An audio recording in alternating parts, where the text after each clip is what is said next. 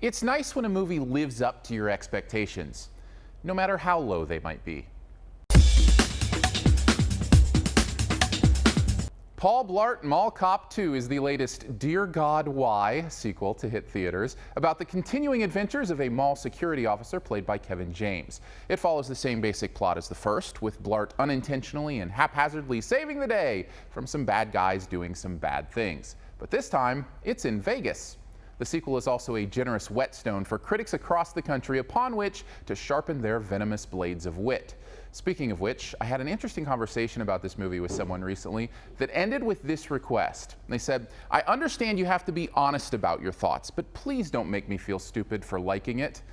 Honestly, that kind of stopped me in my tracks a little bit, because I don't want anyone to feel stupid for enjoying a piece of entertainment just because I see it with different eyes. But when a movie is really bad, and this one is, by the way, I also want to make sure I can point out why I think so in as clear and entertaining a way as possible.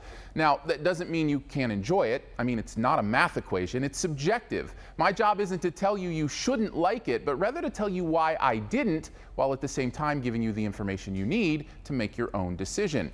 So let me shed some light on why the critics, including myself, are tearing it apart and feasting on it like someone threw the Thanksgiving turkey into the wolf den.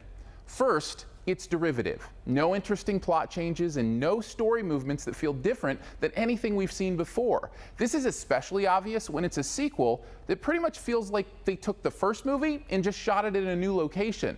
Second, it's predictable. There isn't a plot development or joke that you don't see coming a mile away. Third, it's a technical mess. Everything from the writing to the shot selection feels bland, uninventive, and often slipshod.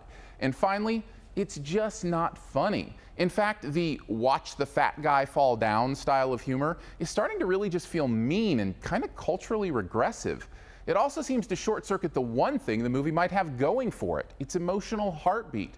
It wants to tell this story about a father letting go of his daughter, but none of it works because none of it feels remotely genuine. Especially when you spend the first 60 seconds of this movie dismantling every bit of the emotion you wanted us to buy into in the first movie. You've made it clear that this is a movie about fat jokes and pratfalls at its heart, and that's just not a heart that connects to me at all. Overall, Blart Mall Cop 2 is a sloppy sequel with nothing new or interesting to say. If you liked the first, you might find a few chuckles, but for me, there's nothing here that will allow it to segue to anything more than an F. Thanks for checking out this Your Movie Friend review. Stay tuned for this review's best ever challenge here in a bit. First, go ahead and click the little eye right up in this corner. Yeah, right now, go ahead. I'll still be here. When you do, you'll see links to other recent reviews, the Your Movie Friend website, and a chance to send a buck or two my way if you liked the review. You can also click over here to subscribe to the channel so you don't miss any new reviews. And now, on to this review's best ever challenge, where you name the best movie ever in a particular category, and also try to identify my choice. What is the best worst movie ever? In other words, what movie do you love even though you know it's not technically good? I'm going with the one where Slinky Dog heads to a summer camp.